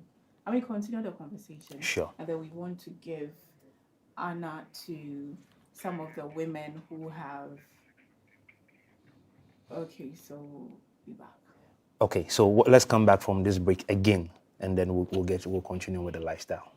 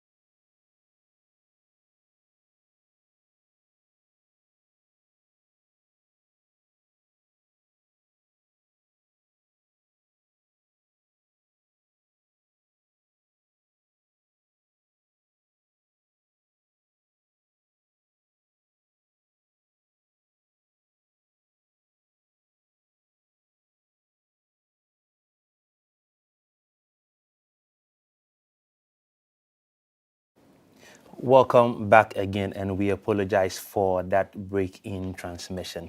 And we'll get back again to the lifestyle segment. So, Jemima, you were talking to us about International Women's Day celebration. Yeah, so I'm back again to extend the conversation, expand the conversation on International Women's Day, and we are here to celebrate some of the women in Africa who have made, who have, done so much or done exceptionally well in our society. And we are not just looking at Ghana, we are looking at Africa. Okay. So, you know, as the world marks International Women's Day, we want to take a moment to celebrate some remarkable women from Ghana and, of course, across Africa who have contributed and have shaped history and inspired generation. So I'll move to the first person we want to celebrate today. And I know she is, I mean, a lot of people know her. When I saw her name, I just remembered social studies. Those times, you know, in the primary school and JHS. Yeah, exactly. Yeah. And she's in the person of Theodosia Oko. I'm sure you really know her. I do. What was she best known for? I think she's responsible for Ghana's flag. Yeah, that's true. Yeah. That's one thing most, or let me say everybody knows her for. But it would surprise you that she's also done quite a number of things in our society. She was a Ghanaian artist, a teacher, a sports administrator, and who is equally best known for designing our national flag in 1957 ahead of Ghana's independence. Okay. All right. So Theodosia Oko is one of the women we want to celebrate. One of the women we want to celebrate with regards to the International Women's Day celebration. And like my colleague was saying, Theodosia is one of the persons when her name is mentioned, everybody has an idea who this person is. So let me just run us through what she's noted for. And so Theodosia Oko was a Ghanaian artist, teacher, and sports administrator, best known for designing the national flag of Ghana in 1957 ahead of Ghana's independence. And that's the red, gold, green colors with a black star. Through her became a powerful symbol of freedom, unity, and African identity. Now, the red represents the blood of freedom fighters, the gold, the nation's mineral wealth, green, the country's vegetation, and the black star, the emancipation and unity of Africa. Theodosia also served as the first female president of the Ghana Hockey Association, and then she played a major role in the development of sports in Ghana. During her tenure, Ghana qualified for the Hockey World Cup and the Olympic Games. In recognition, Accra's National Hockey Stadium was named the Theodosia Oko Hockey Stadium in her honor. She also helped promote hockey nationally and internationally over 2 decades. Now, one may ask, why is Theodosia inspirational? Okay, her design became one of the most recognizable and powerful symbols of Ghana's independence and identity. And I don't know if you have noticed that many other African countries have similar colors, like the Ghana flag. For me, I think if she was around, there would have been one question I wanted to ask her. What made her design the national flag? Was she let me say, asked to? And even if she was, what brought about the colors? Did she just, was it from an inspiration of what was happening then? Or, I mean, the colors was just there for her to, put together and then... Because I'm looking at this woman and how, I mean, till now, even though she's no more, whatever she's done, especially with the national flag, is still... like speaking, everybody who sees the national flag, everybody who goes to school and is learning, anybody learning about Ghana gets to hear her name, that she was the one who designed the national flag. So me, it's just a question I would have asked her if I had the chance to I can agree with you, because as much as there's the definition of the colors that explains what it means in the flag. I just want to hear from her. Yeah, it would be nice to know her perspective, what influenced it. Exactly. Yeah. Anyway, so the next person we want to celebrate is Hannah Kujo. Do you want to take that? Okay. So Hannah Kujo is a Ghanaian. She's a Ghanaian, often called Convention Hannah. She was a Ghanaian nationalist and women's rights activist. She was one of the leading female activists in Ghana's independence movement. Kujo helped form the Convention People's Party, that's the CPP, alongside Dr. Kwame Nkrumah, serving as its national propaganda secretary. Wow. The only woman who also anticipates in the founding meeting of Ghana's first mass nationalist party. She also played a crucial role in mobilizing women to support the nationalist struggle led by Dr. Kwame Nkrumah. She played a central role in the CPP's Position Action Campaign, a nationwide civil disobedience effort that pressured Britain to grant self-rule. And when the UGCC's big sis were arrested also in 1948, she single-handedly mobilized rallies, demonstrations, and raising funds to secure their release, becoming one of the movement's most visible female figures, also known as one of the big 6 women allies who supported Ghana's liberation effort. So after independence in 1957, Kudjo also founded All the African Women's League, later renamed the Ghana Women's League. She focused on child welfare, health education, and community development, establishing day nurseries, promoting hygiene and running clothing and food drives during farming. And someone would say, I mean, why are we celebrating these women? Because they've done a lot. I mean, look at what she's done politically. Hardly do you even find women, you know, going that far, you know, true, to fight or to be in the picture when there are politics. You often realize that these positions are mostly headed by the men. Exactly. And it's them as, the men are strong, they can go ahead, and women and all that. But you see such a woman, you know, going ahead and taking up, some leading spaces, and also helping Dr. Kwame Nkrumah with the formation of the Convention People's Party. I'm very impressed with this credentials of Convention Hannah. Now I understand why she was called Convention Hannah. So we'll move to Nana Jane Opoku-Agyeman. And I know we all know her. I know when we mention Nana Jane Opoku-Agyeman, the woman of the moment. You know, the woman of the moment. That's right. So her impact, let's talk about her impact. She serves as the Vice President of Ghana, becoming the first woman to hold the position in the country's history. This alone, you know, I know is everything. It's everything. You know, even if we decide not to read the rest of the things she's done, I think this alone is very much enough for every woman or every lady to to look at. 70 years after independence, there has never been a female vice president. And then she's the first. And she's the first. She's the first. This is a lot. You know, previously served as Minister of Education from 2013 to 2017, where she played a role in shaping education policies and reforms aimed at improving access to quality across the country. She's also the first female vice chancellor of the University of Cape Coast. She later served as a chancellor for the Women's University in Africa and Zimbabwe between the years of 2018 to 2024, and president of the Forum for African Women Educationalists, that's FAWE, a respected academic and advocate for education, gender equality, and women's leadership. She has also contributed significantly to education policies and development in Ghana. And like we said, why is she an inspiration? She has broken barriers in education, academia, and national leadership, paving the way for more women in governance. Her career reflects a powerful journey from academia to the highest levels of national leadership. And also by breaking these barriers in both education and politics, she has become a symbol of possibility for women and girls in Ghana and, of course, across Africa. Her works continues to emphasize the importance of education, leadership, and equal opportunities to all.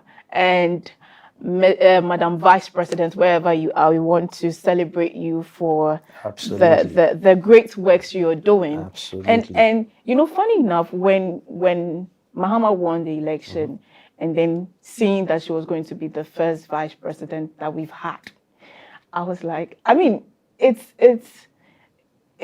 just got me thinking. And because, you know, mostly when a political party is in power and then the head or the flag bearer his term is over, mostly the vice president tries to be the president. So, in other words, I'm looking forward to her being the first female president in Ghana. It's very possible. Yeah. I mean, and she's doing well in her role. That's true. And so, for me, I think that she has a chance of being the first female president. But you think she'll go for it? I think she's that's the thing we can't tell. As a matter of fact, I can't say anything about her demeanor in terms of if she, based on that, if she would want to go on. I mean, but her demeanor is one that everybody admires. Yeah, very calm. Does her job, and you hardly will hear anything wrong or bad about her. I mean, look at her credentials we just read concerning her. So I think that she will make a good president, but I just can't say anything beyond that. But if she does, I mean, it will be the first. We are rooting for her. Yeah, of course, of course. All right, would you like to take us through? All right, so the next person we'll be celebrating here is Madame Ellen Johnson Sirleaf, former president of Liberia. So she's a Liberian politician and economist who became Africa's first elected female president from the year 2006 to 2018. Following the 1980 coup, she opposed military rule, leading to imprisonment and exile. She led the country's recovery after years of civil war. She also implemented economic reforms and promoted democratic governance. Elected in 2005 amid Liberia's post-war reconstruction, Sirleaf prioritized national unity, debt relief, and anti-corruption reforms. Her administration secured $4.6 billion in debt forgiveness and rebuilt infrastructure and devastated by civil conflict. She was also awarded the Nobel Peace Prize in 2011. I mean, this and many more are the things we can talk about. Madam Ellen Johnson Sirleaf. Recently, she was in Ghana. I think when President Obama was coming into office again, she was in Ghana. Very fantastic woman. Yeah. So I think the rest we just mentioned, and then our lovely viewers could look. Yes, could look them up. So there is Chimamanda Ngozi. Oh yes. Ndiche. She's a Nigerian. Yes. Yes, and then we have Wangari Maathai. She's a Kenyan. And then we have Fatou Bensouda. Yeah. She's also a Gambian. She's done very well, great. She was a chief prosecutor for the International Criminal Courts from 2012 to 2021. Yeah. So let's read more about these people. Yes. I feel it's time that, I mean, not just women reading about them, but we all should read about these people and then, get some inspiration and then know that we can equally do more than they have done. Yeah. And for the last person, we have Foloronso Alakeja. Yeah. She is a Nigerian and she's into oil and gas. Yes. Okay. She's a Nigerian billionaire, actually. Oh, really? Yes. Yeah. This one down go too. I mean, when we say billionaires in Nigeria, we mentioned but quick one before we go. Let me put you on the spot. Who give me names of 2 women? That's why I said on the spot. 2 women that since we're celebrating women, I mean 2 women that you look up to. Yeah. Okay. First of all, I'd say my mom, obviously. Yeah. But putting my mom aside, let me talk about academia, where I find myself and work-wise and everything. I'd like to use this opportunity to celebrate Faith Senamukulu, and she is the founder for Women in PR Ghana. Okay. She's such an amazing person. I think last week she won PR of the year, something like that. Yeah. Okay. So I want to celebrate her. She's doing amazingly well. I've been talking to her and picking inspiration from her. So maybe I'll leave the last one to you. I look up to 2 women.